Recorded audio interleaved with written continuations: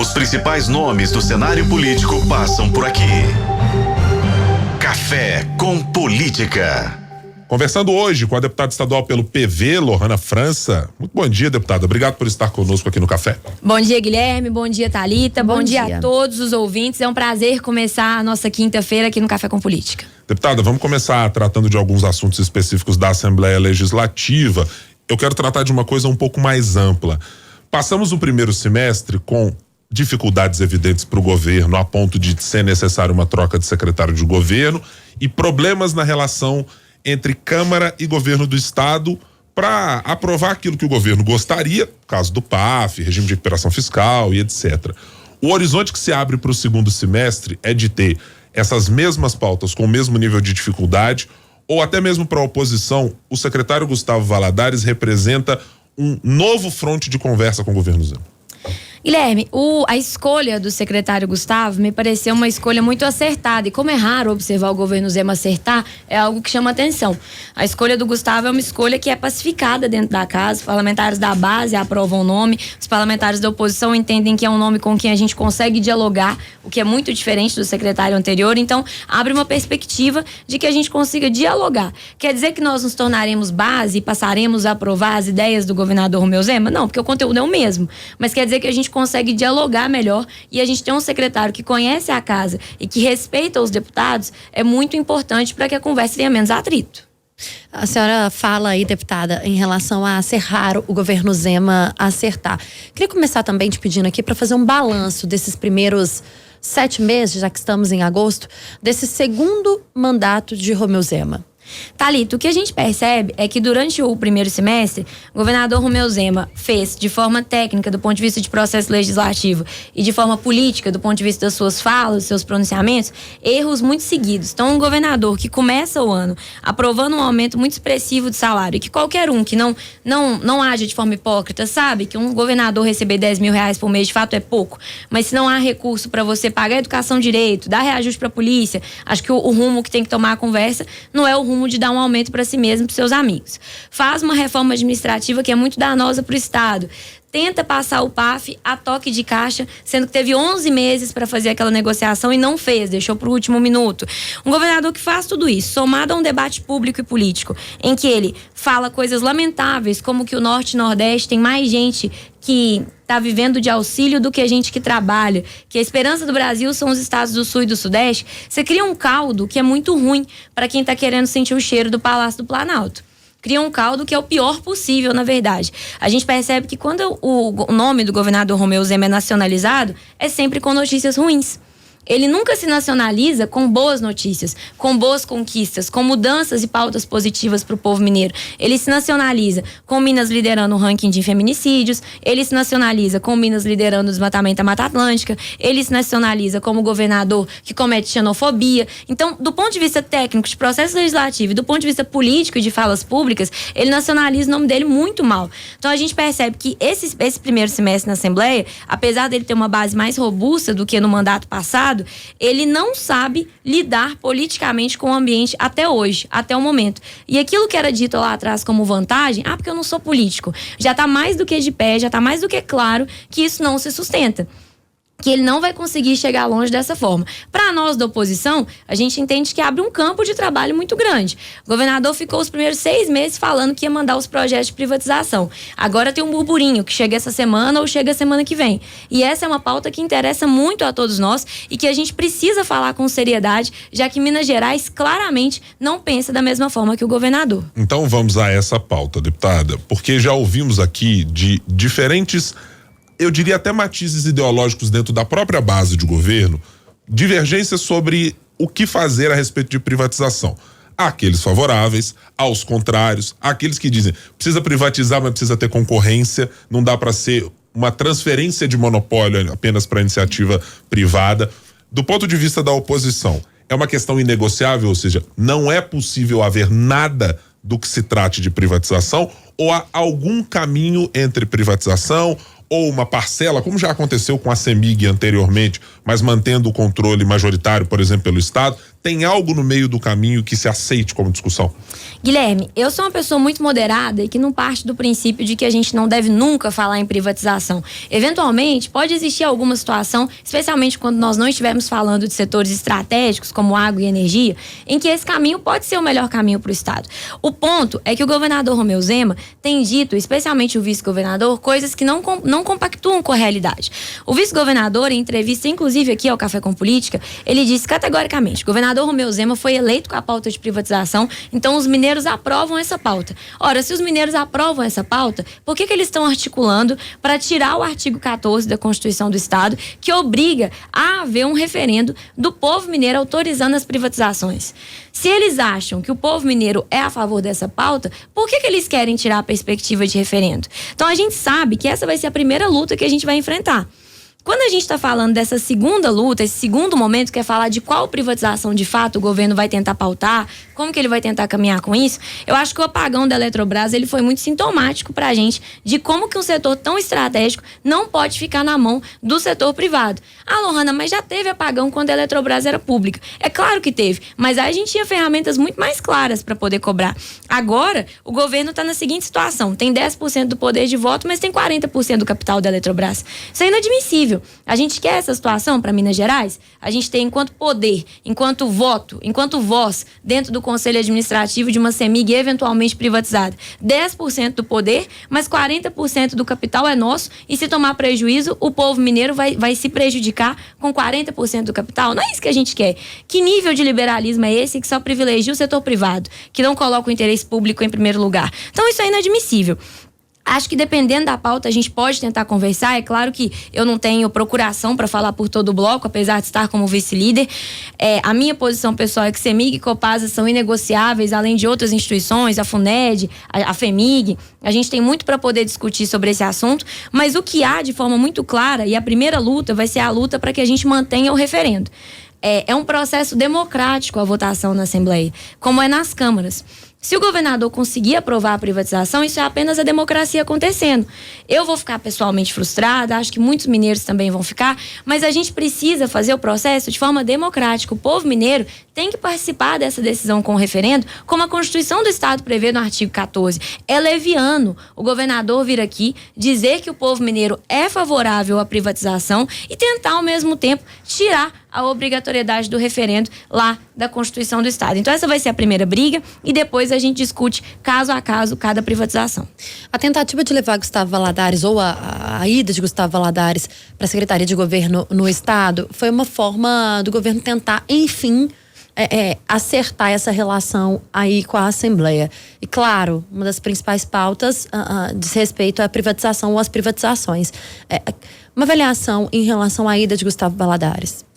Thalita, como eu disse, eu acho que foi uma decisão acertada, já que o Gustavo respeita a casa e a gente sabe que internamente no governo há um desprezo muito grande pelos deputados e pelas deputadas, não só os deputados e deputadas da oposição, mas o desprezo do governador ficou muito claro na entrevista recente que ele deu, em que ele disse que os deputados não estão preocupados com bons projetos, estão preocupados com prestígio. Preocupados que o governador vá à cidade deles, tire foto com eles e tome cafezinho com eles. Se eu fosse deputada da base, isso geraria uma crise muito grande, porque o governador está dizendo que um deputado e uma deputada não está preocupado com bons projetos para Minas Gerais. Isso é muito sério.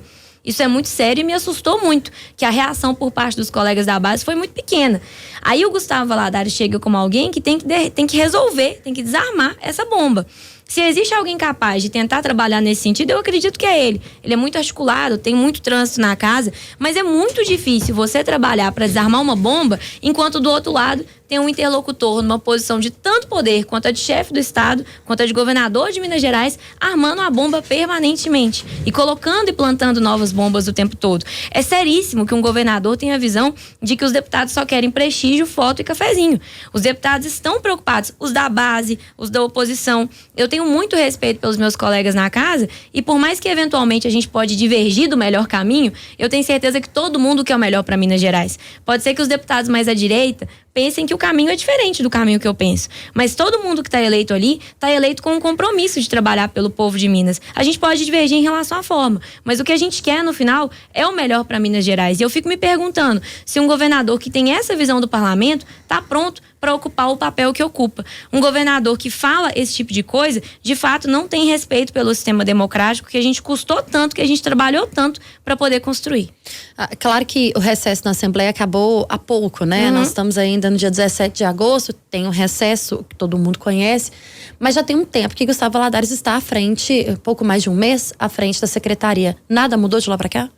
A gente percebe que o recesso, de fato, ele esfria um pouco essa perspectiva da gente sentir as mudanças e a gente vai perceber a máquina começando a girar mesmo e o trem começando a andar a partir dessa entrega de novos projetos. Há esse burburinho, né, dos projetos das privatizações chegarem na casa essa semana ou semana que vem. A gente também tem outras pautas muito polêmicas que vão ser discutidas nos próximos meses, como o regime de recuperação fiscal, especialmente agora que o governo Lula propôs mudanças importantes na estruturação do regime, na aceitação de propostas por parte dos estados. E a gente vai perceber nas próximas semanas como que o Gustavo vai fazer essa interlocução com a Assembleia. O nosso líder, que é o deputado Ulisses Gomes, é um parlamentar muito experiente, tem feito um trabalho de interlocução com a cidade administrativa, que eu entendo que, sendo nós um bloco de oposição, tem sido o melhor possível. E o líder do meu partido, que é o deputado professor Cleiton, também tem feito esse trabalho. Então a gente percebe que, junto com o líder da minoria, deputado Dr. Jean, a gente percebe que dentro do nosso bloco, a conversa com o agora secretário de governo, Gustavo Valadares, a gente vai começar a sentir mesmo como que ficou dentro do processo legislativo com a chegada dessas pautas. Deixa eu lhe perguntar sobre algo que a senhora mencionou por 2 vezes. A entrevista do governador Romeu Zema aqui no Café com Política. Ele chegou a mencionar, há pouco mais de um mês, que via um dedo específico do governo federal, que não tinha exatamente como provar isso, mas que via um dedo do governo federal naquele momento na não aprovação do PAF no primeiro momento.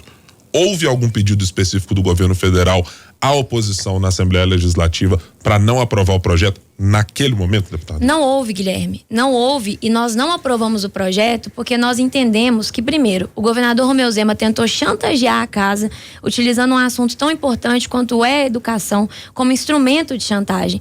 O governador Romeu Zema só enviou o projeto do reajuste da educação porque nós travamos a pauta lá por volta de maio.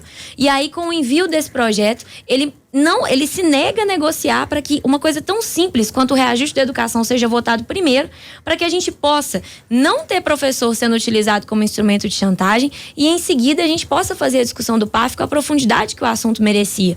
A gente poderia votar contra, mas o projeto passar mesmo assim, já que eles teriam votos suficientes. Mas eles não se dispuseram nem a essa negociação, enquanto governo mesmo. Na mesma semana, demite secretário de governo. Uma semana em que o futuro novo secretário, o deputado Gustavo, estava operado. Foi um caos completo aquela semana e um caos plantado e criado pelo governador. Primeiro por ter demorado 11 meses para mandar um projeto que, segundo ele, era fundamental, e depois por demitir um secretário de governo no meio dessa semana. Então é muito fácil jogar a culpa para cima do governo federal, já que isso coloca uma cortina e protege a sua própria incompetência e a sua falta de zelo com a gestão do Estado. Além disso, Guilherme, o presidente Lula com certeza não está preso a essa pequenez do governador Romeu Zema. Os índices estão mostrando a inflação caindo, a inflação de alimentos, que é o que mais aflige os mais pobres, especialmente caindo de forma expressiva. Agora a gente está enfrentando um momento de alta na gasolina, que é muito difícil para a população, mas ainda assim a gasolina está muito mais barata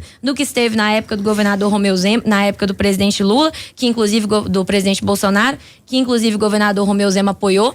E a gente tem percebido que o governo está concentrado em trabalhar, em entregar bons resultados para a população. O novo PAC sendo anunciado com mais de 70 bilhões de investimentos para Minas, com uma perspectiva de corrigir erros que houveram no PAC 1 e no PAC 2 e que precisam sim ser corrigidos, não teve nada perfeito lá atrás, mas com a perspectiva de investimento, de melhorias, de crescimento, recursos para as universidades. Quer dizer, o governo Lula está preocupado com cuidar de Minas Gerais. Quem fica nessa pequenez, achando que tem alguém articulando politicamente para prejudicar o governador, é quem não dá conta de gerir de forma competente o seu governo, tanto é que demite secretário de governo numa semana tão estratégica, e não dá conta de ter uma boa relação com a Assembleia de Minas para conseguir pautar isso antes dos 11 meses que ele teve para pautar.